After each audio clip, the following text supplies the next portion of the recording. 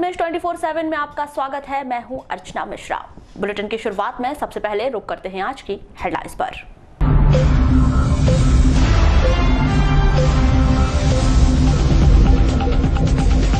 दुराचारी पिता को 10 वर्ष का कठोर कारावास, सौतेली बेटी से किया था दुराचार। ट्रेन की चपेट में आने से युवक घायल, हट्टा रोड स्टेशन के पास हुई घटना। घायल युवक मेडिकल कॉलेज रेफर। केसई के जंगल में एक व्यक्ति की फांसी पर लटकी मिली लाश। उच्च शिक्षा विभाग और कॉलेज प्रबंधन करेगा अब छात्र छात्राओं के भविष्य की चिंता। पास आउट छात्रों का आयोजित होगा सम्मेलन। गार्ड ऑफ ऑनर देकर शहीद मनोज परगड़े को दी गई श्रद्धांजलि, निकाली गई शोभा यात्रा।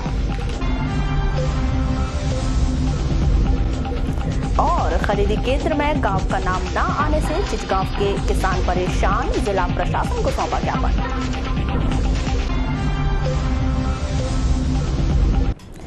और अब समाचार विस्तार से। द्वितीय अपर सत्र न्यायाधीश की अदालत ने दुराचार के आरोप में आरोपी जीवन बोरकर को 10 वर्ष के कठोर कारावास और 1000 रुपए के अर्थदंड से दंडित किया है। लांजी थाना अंतर्गत ग्राम भानुटोला निवासी इस आरोपी के विरुद्ध अपनी सौतेली बेटी के साथ दुराचार करने का आरोप था। इस संदर्भ में सहायक जिला अभियोजन अधिकारी अखिल कुशराम द्वारा आवश्यक जानकारी दी गई। आज माननीय द्वितीय अपर सत्र न्यायाधीश बालाघाट महोदय के द्वारा आरोपी जीवनलाल पिता चमरूलाल को, जो निवासी भानुटोला का निवासी था, उसको 376(2) भादावी के अपराध में 10 वर्ष का कठोर कारावास की सजा दी गई है।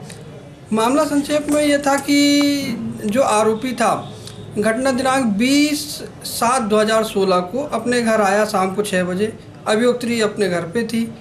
जब वह आया तो अभियोक्त्री ने उसे चाय बना कर दिया। चाय बना कर दी तो उसने बोला कि खाना क्यों नहीं बना है। खाना नहीं बना कहकर वह अभियोक्त्री और उसकी मां को मारने दौड़ा। तो अभियोक्त्री और उसकी मां दौड़ते दौड़ते गांव तरफ भागे। गांव तरफ भाग रहे थे, उसी समय अभियोक्त्री का पैर फिसल गया। पैर फिसलने से अभियोक्त्री गिर गई और आरोपी के पकड़ में आई। तब उसने अभियोक्त्री के साथ मारपीट किया और उसको घर लाया। घर लाकर रात में जब वो सो गई तो उसने उसके कमरे में घुसकर उसके साथ बलात्कार किया। रूपचन थाना क्षेत्र अंतर्गत ग्राम केसलई के अंग्रेज टोला निवासी बुधराम सहपर्ते ने फांसी लगाकर आत्महत्या कर ली। जानकारी के मुताबिक बुधराम सिंह की जंगल में फांसी पर लटकी लाश उसके बच्चों ने देखी थी। डोरा पुलिस ने मौके पर पहुंचकर मृतक बुधराम की लाश बरामद की और शव का पोस्टमार्टम कराकर उसे परिजनों को सौंप दिया। बुधराम ने फांसी किस वजह से लगाई है, यह अभी स्पष्ट नहीं हो पाया है। हट्टा थाना अंतर्गत बालाघाट से गोंदिया रेलवे लाइन हट्टा रोड के पास चलती ट्रेन से गिरने से एक युवक गंभीर रूप से घायल हो गया। बुधवार को यह घटना उस समय हुई जब गोंदिया से ट्रेन बालाघाट आ रही थी।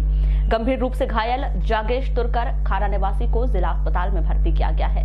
जानकारी के मुताबिक जागेश कक्षा 9वीं का छात्र है। बुधवार को जागेश अपने मामा के बेटे शक्ति पटले के साथ खारा रेलवे स्टेशन से ट्रेन से कपड़े खरीदने बालाघाट आ रहा था। हट्टा रोड पीपरझरी रेलवे स्टेशन के पास ट्रेन की गति धीमी होने पर उतरने वाले यात्रियों की वजह से जागेश असंतुलित होकर चलती ट्रेन से गिर गया और ट्रेन की चपेट में आ गया, जिससे उसका बायां पैर कट गया और दाहिना पैर भी जख्मी हो गया। गंभीर रूप से घायल जागेश को 108 एम्बुलेंस की मदद से जिला अस्पताल में भर्ती कराया गया, जहां से घायल जागेश को मेडिकल कॉलेज नागपुर रेफर कर दिया गया है।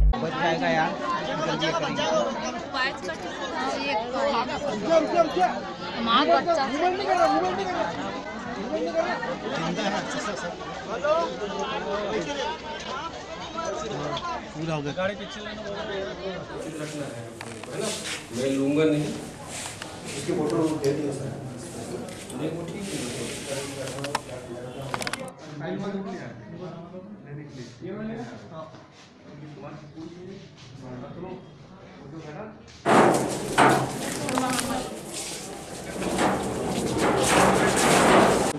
शक्ति पटले।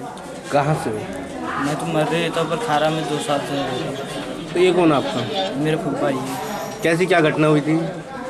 हम ट्रेन से आ रहे थे तो स्टेशन के पास थोड़ी गाड़ी घिरी हुई थी, तो ये थोड़ा पानी पीना के कर रहे, उसको बोलते ने भी बोले कि मत उतर गई, ये उतर गई। थोड़ी स्पीड में ट्रेन थी, फिर वो वहाँ पे फंसा रहा ट्रेन पे। फिर ट्रेन पीछे की है, उसके बाद आधा 1 घंटे बाद गार्ड लोग आए। कहाँ जा रहे थे आप लोग? हम बालाघाट जा रहे थे। बालाघाट। क्या नाम आपका? शक्ति पटले। महाविद्यालय से पढ़कर निकले छात्र छात्राओं के लिए यह खुशखबर हो सकती है कि अब महाविद्यालय उन छात्र छात्राओं की भी भविष्य की चिंता करेगा।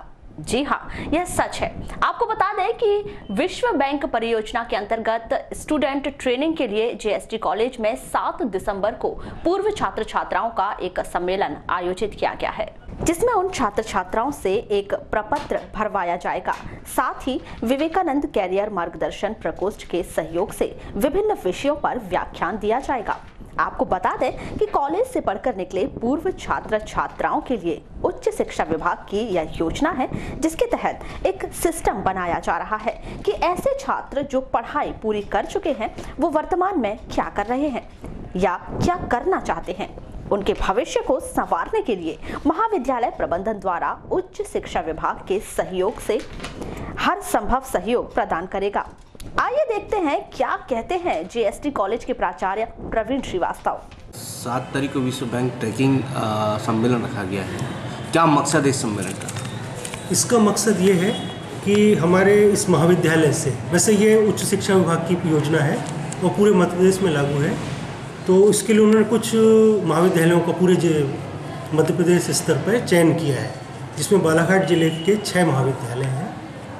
नाम जैसे उनका मैं आपको बताऊँ कि पीजी कॉलेज बालाघाट है, वारासुनी कॉलेज है, तिरोड़ी, मलाजखंड, परसवाड़ा और आपका 5-6 कॉलेज है। तो इन कॉलेजेस के जो स्टूडेंट्स ग्रेजुएट हो रहे हैं और पोस्ट ग्रेजुएट हो रहे हैं, उनकी एक सिस्टम बनाया जा रहा है कि उनकी पूरी जानकारी हमारे पास रहे कि भविष्य में वो लोग किस स्थिति में वो परीक्षा की तैयारी कर रहे हैं या उन्होंने जॉब ज्वाइन कर लिया है या वो किसी बड़े बिजनेस में उन्होंने अपना स्वयं का व्यवसाय खोला है। तो यदि उनके इस कार्य में ये महाविद्यालय कुछ मदद कर सकता होगा तो उनको हम इन्फॉर्म करेंगे और आगे की उनकी कार्रवाई जो है अपनी जो सिस्टम में होगी वो उनको सूचित करेंगे। सर, ये कहा जा सकता है कि महाविद्यालय ही अपने स्टूडेंटों का चिंता करेगी कि नौकरी कर रहे हैं कि नहीं कर रहे हैं? हाँ, एक प्रकार से ऐसा कह सकते हैं। उसका कारण क्या है कि ये पूरे मध्य प्रदेश शासन उच्च शिक्षा विभाग जो है ये विश्व बैंक से एक बड़ी राशि उधार ले रहा है, ऋण दे रहा है और वो महाविद्यालयों को वितरित की जाएगी जो आगे प्लानिंग है। तो उसके अंतर्गत हर स्तर पे जो वर्तमान स्तर है उससे उस स्तर को ऊंचा बढ़ाना है। लैब की है, स्पोर्ट्स फैसिलिटीज़ हैं, या आपके हॉस्टल्स हैं, या उसके अलावा कैरियर काउंसलिंग का है। तो ये मुख्य रूप से कैरियर काउंसलिंग के लिए कि पहला कदम है कि हम अपने सभी बच्चों की जानकारी अपने पास रख रहे हैं और उस मार्गदर्शन के लिए हम आगे भविष्य में जो कार्यक्रम करेंगे उसकी जानकारी उनको इससे दी जाएगी। सर, क्या इस सम्मेलन से लाभ मिलेगा बच्चों को? बच्चों को लाभ इसलिए मिलेगा कि 2 बातें हैं कि वो भविष्य में इस कॉलेज में होने वाले कार्यक्रम से टच में रहेंगे, उनको सूचित किया जाएगा। दूसरा, कल भी हम लोग उस दिन प्रोग्राम में भी एक छोटा सा गाइडेंस का प्रोग्राम रख रहे हैं जिसमें एक रिटायर्ड IPS। तिरोड़ी थाना क्षेत्र अंतर्गत ग्राम बिछुआ बलकटोला में नवविवाहिता मनीषा पटले की संदिग्ध स्थिति में मौत हो गई है। परिजनों ने मनीषा की मौत को लेकर शक जाहिर किया है। वहीं तिरोड़ी पुलिस ने मृतिका की लाश का पोस्टमार्टम करवाकर उसे परिजनों को सौंप दिया है। जानकारी के मुताबिक 28 नवंबर को मनीषा अपने ससुराल आई थी। 4 दिसंबर को मनीषा ने मोबाइल पर अपने पिता तेज सिंह से बात की थी, लेकिन उन्हें कुछ समय पहले फोन आया कि मनीषा की मौत हो गई है। इस मामले को लेकर उन्होंने शक जाहिर करते हुए तिरोड़ी थाना में रिपोर्ट दर्ज की है। जिले की साहित्यिक कला और सांस्कृतिक संस्था नूतन कला निकेतन में मध्य प्रदेश संस्कृति परिषद भोपाल द्वारा 2 दिवसीय नाट्य समारोह का आयोजन किया गया है, जिसमें आयोजन के पहले दिन बुधवार को मराठी नाटक कयावरची वरात और श्री तशी 100 का मंचन किया गया। इन दोनों ही नाटकों में मराठी कला, साहित्य और संस्कृति की झलक देखने को मिली। यह दोनों ही मराठी नाटक हैदराबाद की संस्था द्वारा प्रस्तुत किए गए, जिसकी दर्शकों ने काफी सराहना की। निकेतन में आयोजित इस 2 दिवसीय नाटक समारोह में गुरुवार को हिंदी नाटक नट सम्राट का मंचन किया जाएगा। आपको बता दें कि नट सम्राट एक ऐसा नाटक है जिसका मंचन देश में सबसे अधिक बार किया गया है।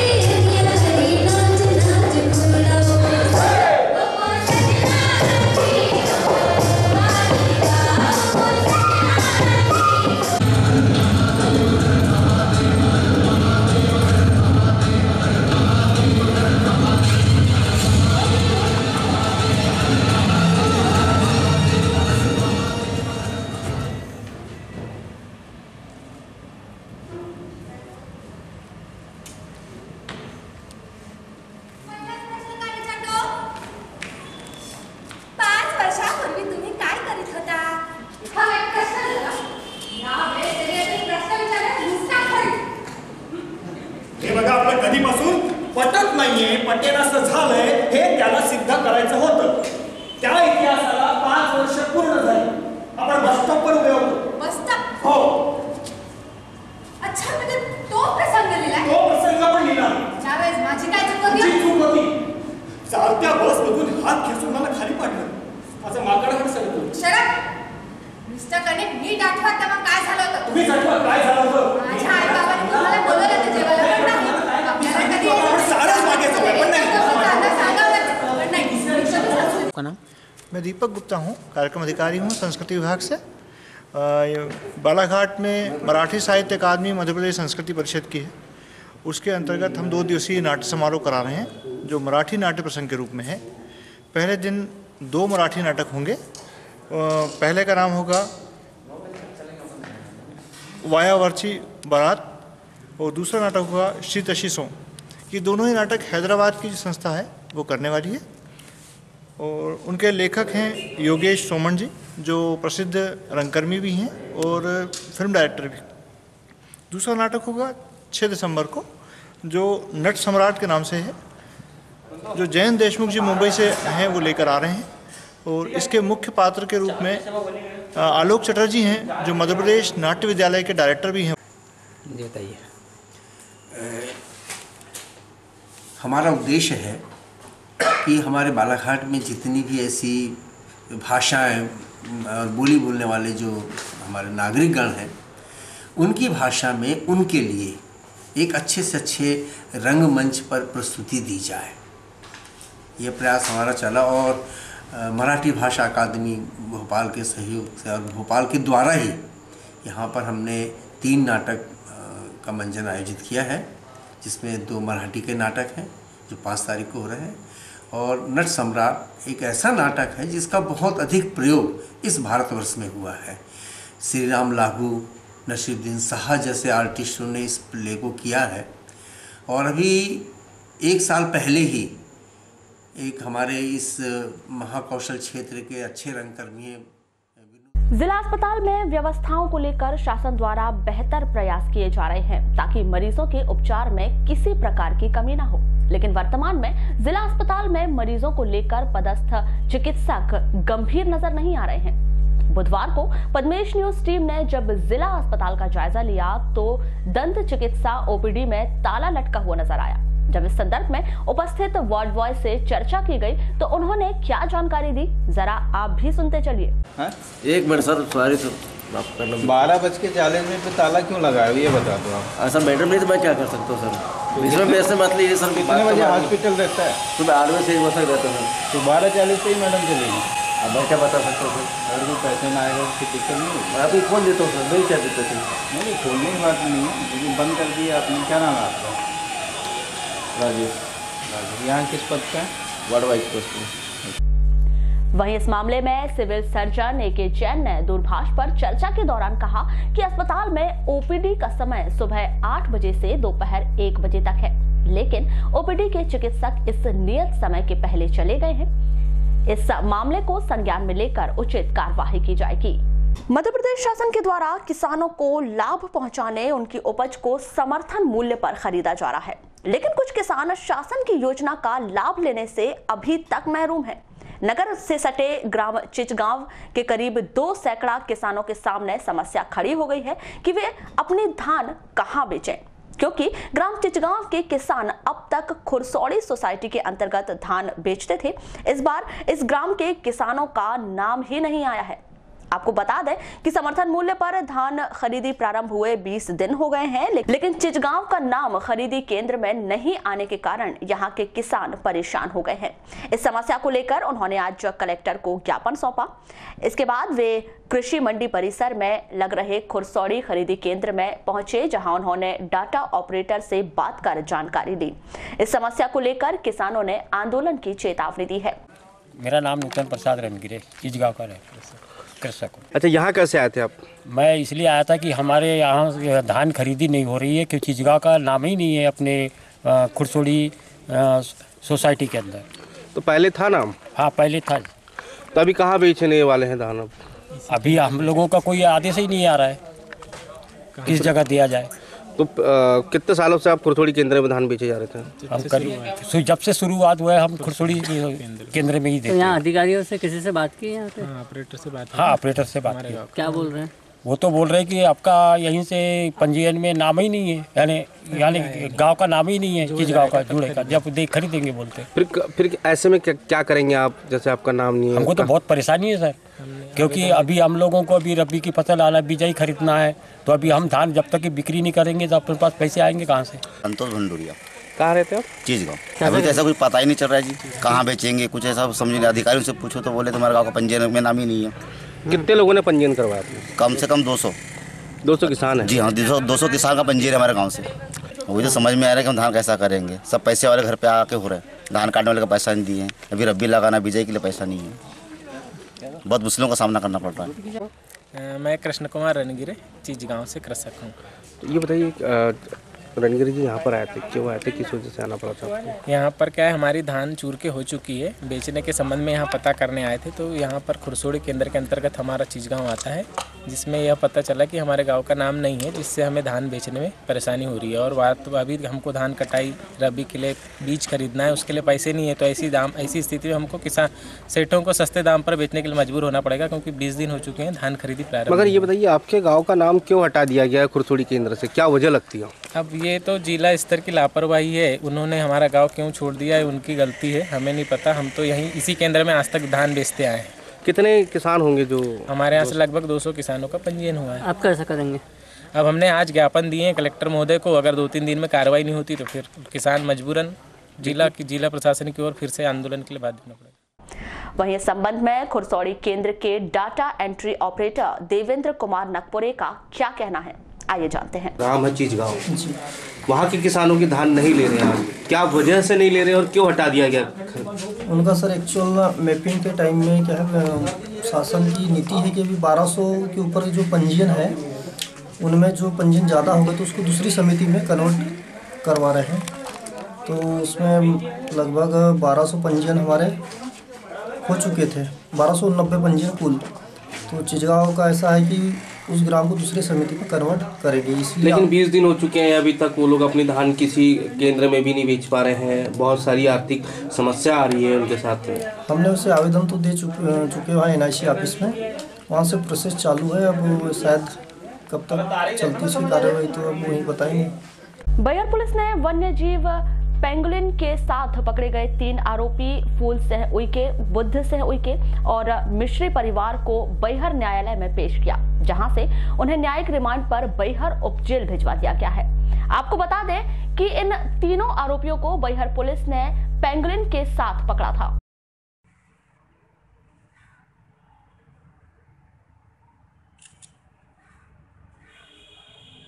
बैहर थाना अंतर्गत परसा टोला में मोगांव मलाजखंड रोड बैगा टोला के पास मोटरसाइकिल सीमेंट के टैंकर के पीछे टकरा गई। इस दुर्घटना में मोटरसाइकिल में सवार एक लड़की सहित 2 लोग घायल हो गए। दोनों घायल को बिरसा के हॉस्पिटल में जिला अस्पताल बालाघाट रेफर किया गया है। दोनों घायल शारदा मरकाम और मनोज मरकाम ग्राम खंडापार थाना रूपसर निवासी हैं।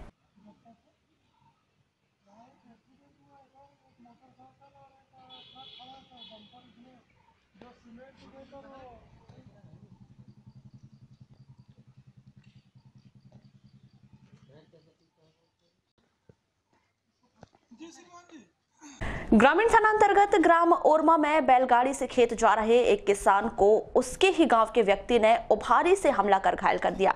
घायल व्यक्ति रूपचंद चौहान को जिला अस्पताल में भर्ती किया गया है। वहीं ग्रामीण पुलिस ने इस मामले में अमजद खान ग्राम ओरमा निवासी के खिलाफ मामला कायम कर जांच शुरू की है।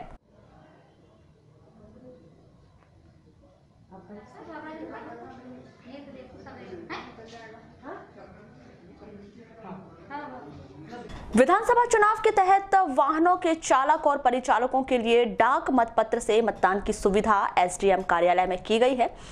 बुधवार को बड़ी संख्या में वाहनों के चालक और परिचालकों ने SDM कार्यालय पहुंचकर अपने मताधिकार का प्रयोग किया। इस संदर्भ में जिला परिवहन अधिकारी RS चिकवा का क्या कहना है, आइए जानते हैं।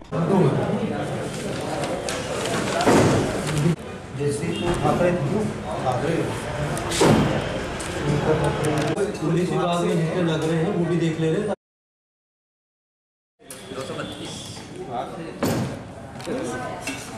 28 के बाद से आज तक 28 में तो कोई रहा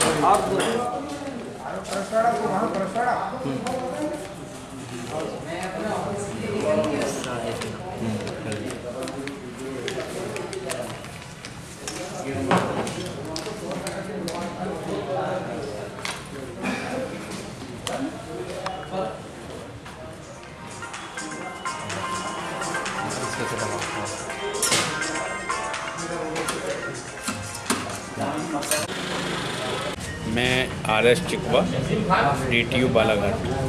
सर आज यहाँ पर जो डाक मतपत्र का उपयोग हो रहा है क्या अभी तक रुझान है? करीब अच्छे जो आते जा रहे हैं उनके गिरते जा रहे हैं। बराबर उन लोगों को संपर्क और सूचित किया गया है, आज पेपर में भी दिया है मैंने, तो वो अधिक से अधिक संख्या में आके अपने मत का प्रयोग करें।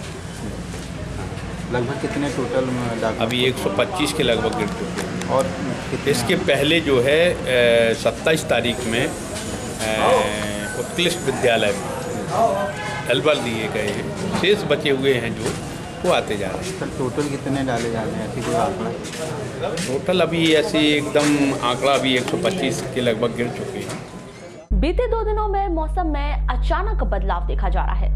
आसमान बादलों से ढका होने के चलते बदली छाई हुई है। वहीं मौसम विभाग द्वारा प्रदेश के कई हिस्सों में हल्की बूंदाबांदी होने की संभावनाएं जताई जा रही हैं। मौसम में हुए इस अचानक बदलाव का सीधा असर किसानों की फसलों में देखा जा रहा है। मौसम ढका होने के चलते चना, मूंग, फूलगोभी सहित अन्य हरी सब्जियों में बीमारी का प्रकोप होने की आशंका जताई जा रही है, जिन पर दवाइयों का भी असर नहीं हो पा रहा है। मंगलवार से संपूर्ण मध्य प्रदेश का मौसम कुछ बदल सा गया है। आसमान में काले हल्के बादलों ने अपना डेरा जमाए रखा है, जिसके चलते जहां एक ओर मौसम सुहाना हो गया है, वहीं दूसरी ओर मध्य प्रदेश के विभिन्न जिलों में हल्की बूंदाबांदी होने की संभावनाएं जताई जा रही हैं। मौसम विभाग के अनुसार अरब सागर में अचानक नमी आने के चलते मौसम में परिवर्तन आया है, जिससे प्रदेश में और अधिक ठंड बढ़ने की संभावना है। आपको बता दें कि प्रदेश के अधिकांश हिस्सों में तापमान 3 से 4 डिग्री तक लुढ़क गया है। मौसम में आए इस बदलाव के बीच बुधवार को जिले का अधिकतम तापमान 26 डिग्री सेल्सियस दर्ज किया गया, वहीं न्यूनतम तापमान 15 डिग्री सेल्सियस के आसपास रहा। मौसम में आए इस बदलाव का सीधा असर जिले के किसानों पर पड़ रहा है, क्योंकि इस समय ज्यादातर किसान खरीफ फसलों की मसनी समर्थन मूल्य पर धान बिक्री और रबी फसलों की देखरेख में लगे हैं। इसके अलावा रबी की फसलों में इल्लिया, माऊ, गोंग आदि बीमारी का प्रकोप देखा जा रहा है, जिस पर दवाइयां भी असर नहीं कर रही हैं। यदि मौसम विभाग की भविष्यवाणी सच साबित हुई और जिले में मौसम के कुछ इसी तरह बने रहने के साथ साथ बूंदाबांदी हुई, तो निश्चित तौर पर यहाँ के किसानों को मौसम की दोहरी मार झेलनी पड़ सकती है। मेरा नाम लाल रणगिरे। अच्छा, अभी ये बताइए कि जो आप रबी की फसलों में क्या क्या लगाएं? रबी की फसल में चना है, धान भी लगाते हैं हम, और तुअर। तुअर। अच्छा, ये बताइए कि जैसे कि अभी मौसम जो है खराब चल रहा है 2-3 दिनों से, क्या असर हो रहा है? अब उसमें वो इल्ली है, कोई उकटा लग जाता है, कहीं माहू लग जाती है, कुछ हो जाता है। तुअर की फसल में देखो ना, तो भैया ने देखा ना, इल्ली बड़ी बड़ी दवाई डालते हैं ना जी, दवाई जैसा 8 दिन करती गैस, वो 4 दिन, उसके बाद में फिर हो जाती बेकार। ये तो तुअर हमारे यहाँ, ये तो देखना, ये पूरी इधर में पूरी तुअर की खेती है। जैसा अब उसने असर किए, उसके बाद में मौसम साफ रहा तो ठीक है, और फिर मौसम बन गया, फिर इल्ली खा जाती है, बाकी चीज को होगा। लेकिन ये मौसम बदला है तो फसलों पे तो असर है। हाँ, असर है। मध्य प्रदेश शासन के निर्देशों के तहत 15 नवंबर से ब्लॉक के अंतर्गत बनाए गए धान खरीदी केंद्रों में समर्थन मूल्य में धान खरीदी कार्य किया जा रहा है, लेकिन परिवहन का टेंडर नहीं होने के कारण केंद्रों में हजारों क्विंटल धान डंप हो गया है, जिसके चलते कुछ खरीदी केंद्रों में धान खरीदी कार्य बंद कर दिया गया है, जिसमें लालबर्रा खरीदी केंद्र में अधिक मात्रा में धान के बोरे डंप होने से 6 दिसंबर से खरीदी कार्य बंद रहेगा। वहीं किसानों को अपनी फसल की चिंता सता रही है, क्योंकि धान खुले आसमान में रखी है, जिसके चलते बारिश होने पर धान भीगने की संभावनाएं बनी हुई है। इस संदर्भ में जिला सहकारी केंद्रीय बैंक शाखा लालबर्रा मैनेजर गिरीश गुप्ता ने क्या कहा, आइए जानते हैं।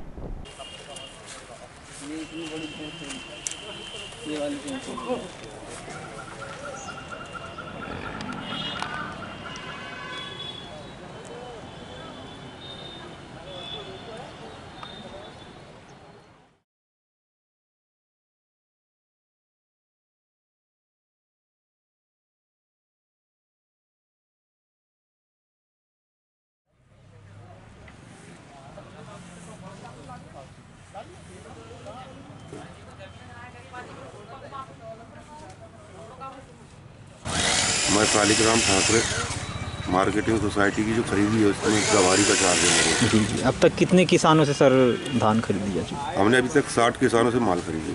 कितनी खरीदी हुई? अपनी हो गई 4046 गट्टी। कितने कुंटल? कुंटल में बैठ जाएगा 1668 कुंटल 40 किलो। तो अभी तक धान का उठाव नहीं हुआ? परिवहन एक भी नहीं हुआ है अभी तक के, टेंडर साथ पास नहीं हुए हैं, यही जानकारी हमको मिल रही है।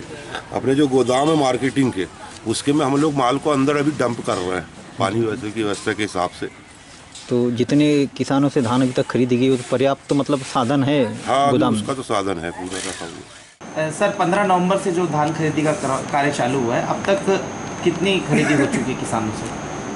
अभी तक के 22,408 कुंटल खरीदी हो चुकी है 9 समिति को मिला करके। पानी पीने की व्यवस्था है इनके लिए, शौचालय वगैरह है। अभी जो पानी मतलब क्या है कि जो धान खराब ना हो उसके लिए तिरपाल वगैरह की व्यवस्था है। लेकिन देखने में आ रहा है कि जितनी धान खरीदी गई है तो अभी तक परिवहन एक भी नहीं हो पाया। परिवहन एक भी नहीं हो पाया क्योंकि अभी तक क्या बोलते हैं आचार संहिता के कारण उनको टेंडर नहीं हुआ कहा गया है। टेंडर नहीं होने के कारण तो ऐसी स्थिति में कुछ ऐसी भी समितियां जहां धान खरीदी मतलब बंद होने की कगार पे है, समितियां लोग कहने की अब हमारे पास जगह नहीं तो हम नहीं खरीद पाएंगे। हाँ, ऐसी कुछ समितियां हैं जिनमें जगह नहीं। आपको जानकारी मिली क्या सर? नहीं, अभी तो नहीं मिली जानकारी जी, लेकिन ऐसा कह रहे थे कि आज 1-2 दिन के अंदर में ऐसी स्थिति उत्पन्न हो सकती है। तो क्या लग रहा है परिवहन कब तक शुरू होने की संभावना लग रही है? परिवहन ऊपर से हमको सर लग रहा है कि मतलब 11 तारीख के बाद ही मतलब। अभी कितने केंद्र संचालित हो रहे हैं सर धान खरीदी के लिए? हमारे जो केंद्र है 9 समिति के, 9 समिति में से हमारी जो क्या बोलते हैं मेरेगांव समिति केंद्र पूरे संचालित हो गए। वारासिवनी के वार्ड नंबर 5 निवासी मनोज बरकड़े, जो कि इंडियन आर्मी में पदस्थ थे और वर्तमान में लेह में तैनात थे, जहां उनका दुखद निधन हो गया। उनका शव सेना के जवानों के द्वारा वारासिवनी लाया गया और आज 5 दिसंबर को उनके निज निवास से अंतिम शव यात्रा निकाली गई। उनका अंतिम संस्कार स्थानीय मोक्षधाम में राजकीय सम्मान के साथ किया गया। उन्हें सेना के जवानों ने गार्ड ऑफ ऑनर भी दिया। वहीं उपस्थित लोगों ने मनोज बरकड़े के प्रति अपनी शोक संवेदनाएं व्यक्त की। शोक संवेदना व्यक्त करने वालों में सांसद बोध सिंह भगत, विधायक डॉक्टर योगेंद्र निर्मल, पूर्व विधायक प्रदीप जायसवाल, नगरपालिका अध्यक्ष विवेक पटेल, समाजसेवी संजय कछवाहा, लद्दाख के सूबेदार नारायण दत्त शर्मा सहित अन्य गणमान्य नागरिकों ने अपने उद्बोधन में मनोज बरकड़े को एक जाबाज सैनिक निरूपित करते हुए श्रद्धा सुमन अर्पित किए। वहीं उन्होंने इसे एक अपूर्णीय क्षति बताया है।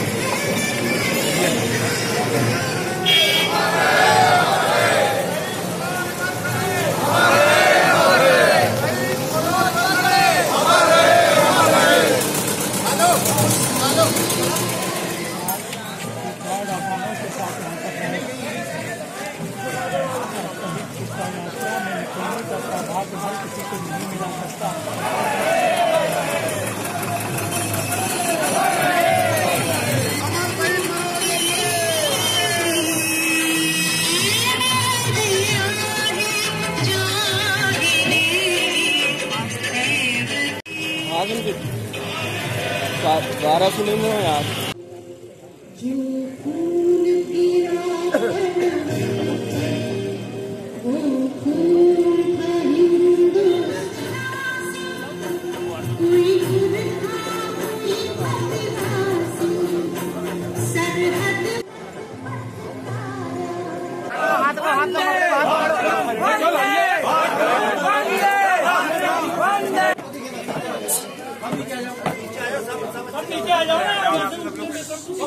तो लेना नीचे आ जाओ ना, सबसे अच्छा रहेगा। अरे नीचे देख लो, सब लोग पीछे आ जाओ यार।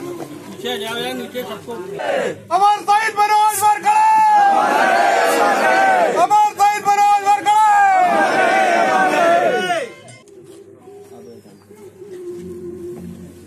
भारत माता की जय।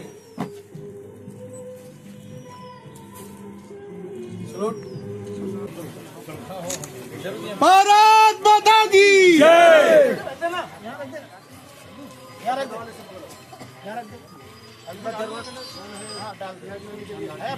ये अरुण भैया ये खड़े पंचायत प्रधान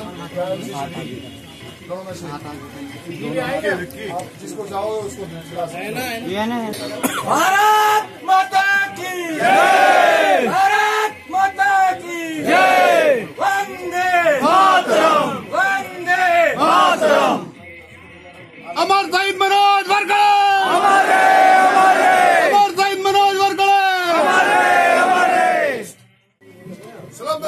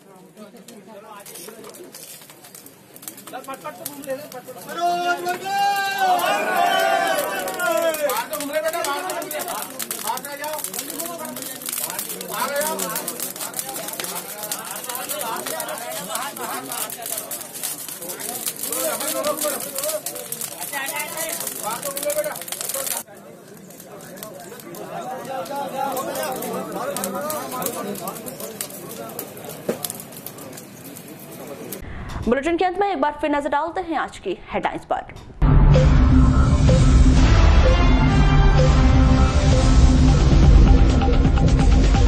दुराचारी पिता को 10 वर्ष का कठोर कारावास, सौतेली बेटी से किया था दुराचार। ट्रेन की चपेट में आने से युवक घायल, हट्टा रोड स्टेशन के पास हुई घटना, घायल युवक मेडिकल कॉलेज रेफर। केसई के जंगल में एक व्यक्ति की फांसी पर लटकी मिली लाश। उच्च शिक्षा विभाग और कॉलेज प्रबंधन करेगा अब छात्र छात्राओं के भविष्य की चिंता, पास आउट छात्रों का आयोजित होगा सम्मेलन। गार्ड ऑफ ऑनर देकर शहीद मनोज वारखड़े को दी गई श्रद्धांजलि, निकाली गई शोभा यात्रा। और खरीदी केंद्र में गांव का नाम न आने से चिचगांव के किसान परेशान, जिला प्रशासन को सौंपा ज्ञापन।